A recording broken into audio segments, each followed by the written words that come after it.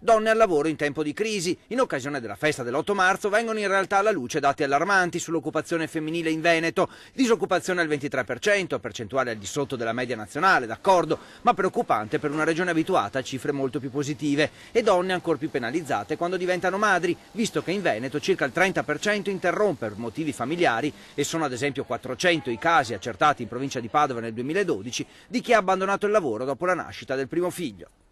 Non c'è nulla da festeggiare, c'è da rivendicare diritti. In questo momento noi ci ritroviamo con una percentuale scandalosa sull'occupazione femminile e sui diritti alla salute. Sulla nostra provincia abbiamo fatto un'indagine che presenteremo alla fine dell'anno, dove i dati sono drammatici, sia nella condizione di salute ma sulla paura di denunciare la propria situazione di salute. Particolarmente colpite le giovani tra i 18 e i 29 anni, meno occupate e più precarie. Il 35% non ha un posto fisso contro il 27% dei maschi. Questo nonostante siano più laureate dei colleghi uomini e anche chi lavora guadagna meno dei maschi, 900 euro al mese contro 1.065.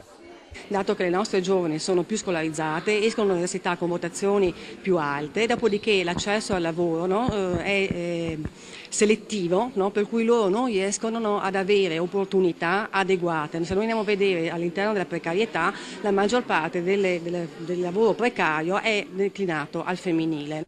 La Regione difende l'introduzione degli organismi di parità, oggi 150 in Veneto, nati per incoraggiare la presenza femminile nei centri decisionali, ad esempio per convincerla a entrare in politica e candidarsi.